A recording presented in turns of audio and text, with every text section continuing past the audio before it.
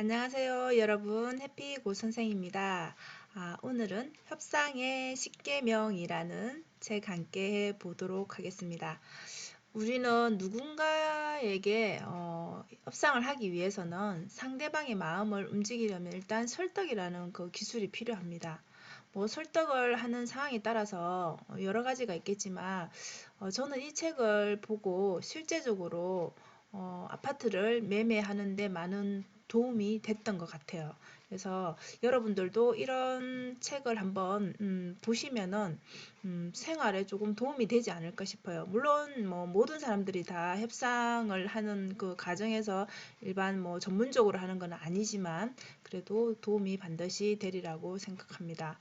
자, 파트 1, 2에서 사람의 마음을 움직이는 기술에 대한 부분이 있고요. 그다음 파트 2가 이제 실제적인 협상을 위해서 우리가 알아야 될 10계명에 대한 설명이 나와 있습니다. 자, 여기서 첫 번째로는 요구에 얽매이지 말고 욕구를 찾아라고 합니다. 그렇죠. 우리는 상대방이 원하는 것이 만약에 예를 들어서 지금 콜라라고 한다라면 사실은 그 콜라가 있으면 다행이지만 없다라면 그거를 줄 수 없다라면 우리는 방법이 없다라고 생각할 수도 있지만 반대로 그 콜라라는 거는 결국 탄산음료라는 것이잖아요. 그죠? 그러면은 그거를 대체할 것들을 생각해 볼 수 있겠죠? 콜라는 아니지만 콜라가 먹고 싶다라면 콜라를 대신할 수 있는 예를 들면 사이다라든지 그런 것들로도 충분히 상대방의 욕구를 충족시킬 수는 있죠. 뭐 100%는 아니겠지만 이런 식으로 그 요구에는 상대방의 요구에는 그 밑바탕에 욕구가 있다라는 것을 조금 인지를 한다라면 훨씬 더 우리가 쉽게 이렇게 협상을 할 수 있다라는 거죠. 두 번째로는 양쪽 모두를 만족시키는 창조적 대안을 개발하라입니다. 자, 여기 우리 책에 보면 이런 표가 실제 나옵니다. 이집트하고 이스라엘의 그 전쟁에서 각각의 그 요구사항이 있을 거잖아요. 그리고 그에 대한 요구사항의 이면에는 그 실제적인 그 숨겨진 욕구가 있다라는 거죠. 그 이집트의 욕구는 명예 회복이었고 오랫동안 싸움에 지쳐서 그 명예 회복이었고 그다음에 이스라엘의 그 욕구는 안전을 위한 완충지대를 원했던 거죠. 그러면 이 두 개를 충족시킬 수 있는 뭔가 창조적인 대안이 필요한데 결국 창조적인 대안으로 내세운 게 미국의 그 유엔 평화유지군을 주둔하는 걸로 결국은 이 협상이 완료가 됐다라는 거죠. 이렇게 한쪽만 충족시킬 수 있는 거는 결국 나중에는 또 문제가 될 수가 있겠죠. 그죠? 그게 뭐 강제로 할 수는 있더라도. 그래서 양쪽 모두를 만족시킬 수 있는 창조적인 대안을 개발하면은 훨씬 더 협상을 빠르게 할 수 있다라는 거죠. 그리고 세 번째로는 상대방의 숨겨진 욕구를 자극하라입니다. 자, 우리는 많은 욕구를 가지고 있습니다. 사람은. 지금 여기서 보시는 것처럼 자, 공정이라든지 공평이라든지 명예라든지 뭐 정직이라든지 부라든지 성공이라든지 여러 가지 속에서 얽혀 있는데 그럼 이 협상에서는 이 상대방이 원하는 게 예를 들어서 명예일 수도 있고 부가 목적일 수도 있겠죠. 그러면 거기에 충족시키는 그 욕구를 들어줄 수 있는 것들을 제시를 해야 되겠죠. 근데 이 사람이 전혀 명예에는 관심이 없는데 명예를 위한 그런 준비를 한다라면은 성립될 수가 없겠죠. 그죠? 그런 것처럼 사람의 욕구는 결국 가치와 본능에 의해서 발생이 되는데 이 본능에는 이것 외에도 여러 가지가 있습니다. 두려움을 없애라는 인간의 기본적인 본능이 있을 거고 위험 요소를 줄이려는 본능도 있을 거고 사랑받고 싶은 본능도 있을 거고 풍요롭게 살고 싶은 본능, 부를 위한 그런 본능도 있을 거고 뭐 출세를 위한 것도 있고 성공을 위한 것도 있고 인간관계를 중시하는 경우도 있겠죠. 그죠? 그래서 그 욕구를 자극해서 알아내는 게 중요하다라는 거죠. 그래서 협상이란 이 상대방의 그죠 인간이니까 숨겨진 욕구들을 자극해서 상대방의 그 본래 욕구를 희석시키고 그를 통해서 상대방이 지닌 융통성을 극대화시키는 과정이라고 이 책은 설명을 하고 있습니다. 즉 파일을 키우는 게 이 협상이라는 거죠. 그래서 이 협상을 할 때는 문화라든지 시간이라든지 장소 이런 것들도 고려를 해보면 좋겠죠. 자, 그리고 네 번째로는 여러분 윈윈 협상을 만들도록 노력하라입니다. 실제적으로 우리가 협상을 하기 위해서 한쪽이 충족하는 협상은 당연히 지금 여기서 보시는 것처럼 윈윈은 좋은 뒷맛을 남기지만 만약에 윈윈이 아닌 상대방이 뭔가 부당하게 쥐어짜였다라고 생각을 하게 된다라면, 그렇게 협상이 이루어졌다라면, 나중에 혹여나 기회가 온다라면은 반드시 상대방은 그때의 좋지 못한 상황을 기억하면서 뭐 다 그렇지는 않겠지만 복수를 할 수도 있다라는 거죠. 그래서 우리는 결국은 뭐 인간관계니까, 그죠? 그래서 이런 것들을 감안해서 되도록이면 윈윈 협상을 만들도록 노력을 해야 되겠죠.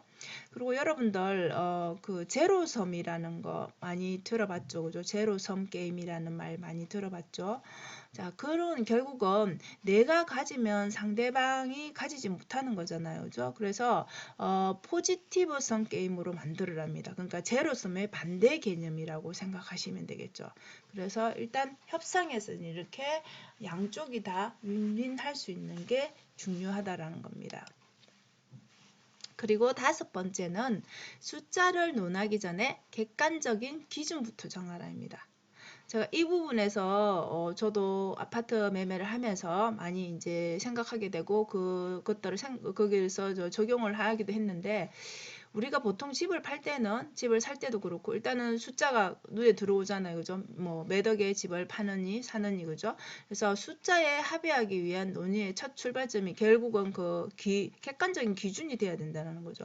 그냥 내가 단순히 내 기분에 이 집을 5억에 팔고 싶어, 이 집은 내가 뭐 4억에 사고 싶어, 이렇게 숫자로만 싸움을 하는 게 아니라, 아파트 매매를 예를 든다라면 그러면 그 숫자만 제시를 하지 말고, 이 집은 시세를 봤을 때 이 집은 뭐 이게 역세권이기 때문에 이 집은 뭐 어떤 이유 때문에 시세가 다른 지역에 비해서 뭐 이렇게 비슷하게 간다든지, 얼마 정도의 가격이 형성되어 있다든지, 이런 기준을 제시하는 게 계속 대화를 이어갈 수 있지, 그냥 뭐 5억에 팔고 싶다, 5억 아니면 절대 안 돼요, 이런 식으로 숫자만 제시한다라면 결국은 그게 좋은 협상이 될 수가 없겠죠, 그죠? 그래서 그거는 싸움으로밖에 번질 수 없기 때문에 반드시 이렇게 객관적인 기준을, 누가 봐도, 누가 이렇게 제시를 했을 때 누가 봐도 이거는 타당한 것 같다 하면 거기에서 그 선에서 이제 합의점을 찾으면 되겠죠, 그죠? 그래서 그런 것들을 여러분들이 미리 이제 준비하는 게 좋겠죠, 그죠? 그 외의 사항도 물론 있겠지만 일단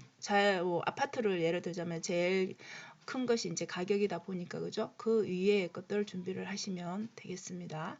자, 여섯 번째는 합리적인 논거를 협상의 지렛대로 활용하라입니다.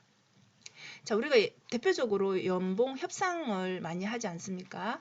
뭐 협상을 당하는 경우, 협상이라기보다는 그냥 일방적으로 통보를 받는 경우도 있겠지만, 자, 그렇다면 내가 받고 싶은 연봉이 이만큼이라면 뭐 5천, 6천 원이라면은 그냥 내 기준, 내가 생각하는 기준에 5천 주세요, 6천 주세요가 아니라 나랑 비슷한 연배에, 그리고 뭐 일하는 뭐 부분도 비슷해야 되겠죠. 그죠? 조건이 비슷한 그런 회사들을 예를 들어서 연봉 수준이 이만하다라고 비교 데이터를 활용해서 보여주면 훨씬 더, 그냥 내가 얼마 받고 싶다, 올려달라, 인상해달라, 이것만 제시하는 것보다는 훨씬 더 객관적인 자료가 되겠죠, 그죠?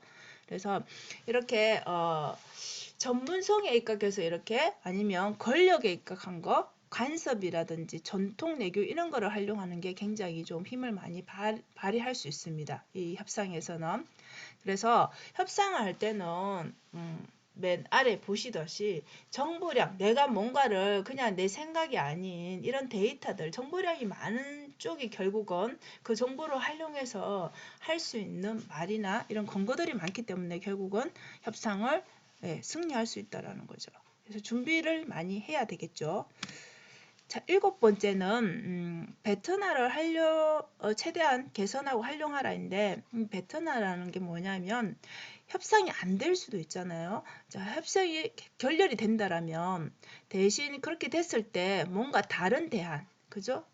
다른 플랜 A가 있다라면 우리가 보통 일을 할 때는 플랜 B도 생각을 해 두잖아요. 그런 것처럼 이게 안 된다라면 이거를 대신할 뭔가의 대안을 생각한다라는 거죠. 우리가 대표적으로 그 책에 예시가 나왔었는데 까르푸 매각 협상이라는 그 2005년도에 그런 내각설이 나돌았을 때가 있었습니다. 자, 그때 당시 그런 매각을 한다라고 생각하면 모든 사람들이 기본적으로 생각하기에 어떻게 생각할 수 있겠습니까, 여러분? 그렇게 생각할 수 있겠죠. 매각할 거니까 이 몸집을 줄여서 팔려고 하지 않을까? 뭐 기본적으로 이렇게 생각할 수 있잖아요, 그죠? 그런데 이 까르푸는 그와 다르게 베트나를 활용하고 개선하기 위해서 결국은 어떻게 했냐면 점포 수를 오히려 더 확대했습니다. 더 많이 늘렸다라는 거죠. 팔 건데 매각을 할 건데 줄이는 게 아니라 몸집을 더 키웠다라는 거죠. 그거는 결국 이 까르푸를 잘 매각하기 위해서 이 업계에서 잘 나가는 1, 2일을 하는 그런 업체들과 업체들이 이 지금 매각 협상에 뛰어들게 하려면 그 사람들을 그 회사들을 끌어들여야 되잖아요. 그죠? 그렇기 때문에 그 몸집을 키워서 서로 경쟁이 되게끔 붙인 케이스죠. 그래서 결국은 협상에 성공한 케이스라고 볼 수 있습니다. 그래서 저도 이 책을 읽기 전에는 몰랐지만 베터나라는 거 이것도 굉장히 좋은 활용법인 것 같습니다. 다음 8번째는 이거는 어디에서나 빼놓을 수 없는 기본적인 거지만 좋은 인간관계를 협상의 토대로 삼아라입니다. 자, 우리가 대화를 한다라면 어떤 일이든 간에 긍정적인 게 좋지 부정적인 게 기분 좋을 사람은 없습니다. 만약에 상대방이 불편한 말을 할 수도 있습니다. 기분이 나쁜 말을 할 수도 있고 그런 경우에는 무조건 상대방을 막 탓하고 막 이런 부정적인 말을 쓴다라기보다는 만약에 그런 상황이 생겼을 때는 표현을 하되 상대방이 만약에 불리한 경우라면은 그런 말을 그냥 무조건적으로 일방적으로 던지기보다는 이 사람이 면피해 줄 수 있는 뭔가의 대책을 살짝 남겨두는 것도 좋은 관계를 유지할 수 있다는 거죠. 그리고 협상 전에 우리가 밥을 먹는다든지 간단하게 뭐 차를 마신다든지 그러니까 협상에 들어가기 전에 협상과는 전혀 상관없는 일상적인 인간적인 얘기를 잠깐 할 수 있는 시간을 가지는 게 굉장히 좋다라고 표현을 하고 있습니다. 그 다음 9번째는 질문입니다, 여러분. 우리가 질문을 잘 안 하잖아요. 우리가 수업을 해봐도 그렇고 질문 있습니까 하면 질문 잘 안 합니다. 이제는 좀 예전보다는 많이 나아졌다 하지만 우리는 질문을 하면 뭔가 이게 민폐라고 생각하고 왠지 인식이 좀 그런 게 있습니다. 예전부터. 근데 이 질문을 어떻게 하는 것도 또 중요합니다. 자, 질문을 할 때는 왜라는 거를 넣으면서 어떻게라는 말을 들어가게만 해도 이렇게 열린 질문이 될 수 있다라는 거죠.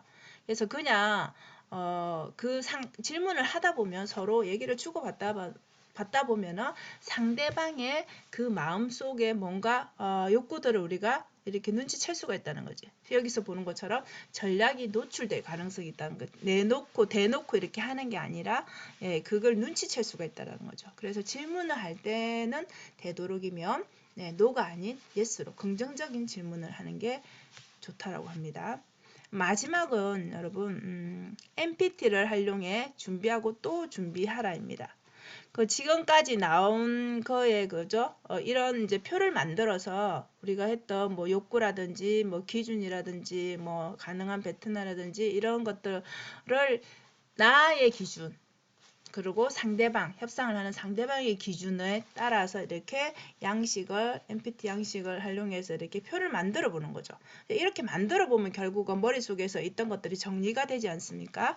그래서 이렇게 하면 좋은 점이 상대를 분석할 수가 있다는 거죠. 그럼 분석하면 이 부분에 협상을 하는 상대에 이런 거는 강점이 될 수 있고 이런 거는 약점이 될 수 있겠다. 그리고 이렇게 표를 만들 때와 그냥 각자 생각을 하고 있을 때와는 우리가 일을 함에 있어서 우리 팀들 간의 생각이나 사고가 일치가 될 수가 없죠. 이런 표를 만들지 않고 그냥 일을 한 사람이 책임지고 진행을 한다라면 그래서 이런 표를 딱 양식에 만들어서 이걸 공유하면서 우리가 이번에 진행할 협상할 일이 이런 거다라고 이게 딱 준비가 되면은 생각이 다 일치가 되는 거잖아요. 그죠? 그래서 그런 것들을 활용하면 좋다라는 거고, 그래서 결국은 마지막으로는 이 과학적이고 체계적으로 협상을 준비하는 게 가능하다라는 거죠.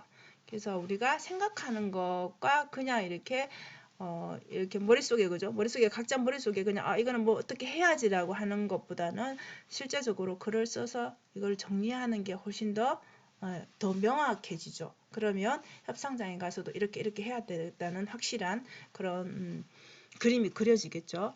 그래서 오늘은 이렇게 10가지를 협상의 그런 십계명을 알아봤는데, 여러분들 협상이 나한테 뭐 필요할까라고 생각할 수도 있겠지만은, 이거는 뭐 협상이라는 게 그런 일상적인 생활에서도 사실 소소하게 상대방의 마음을 움직이는 거니까, 설득하는 거니까, 사실은 작은 우리는 협상들을 매일매일 하고 있다고 볼 수도 있겠죠.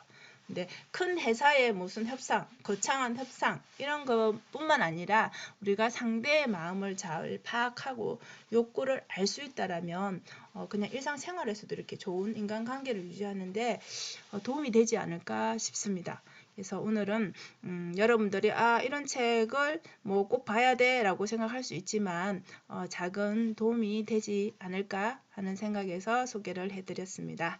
자, 이상으로 책 리뷰를 마치겠습니다. 오늘도 시청해 주셔서 감사합니다.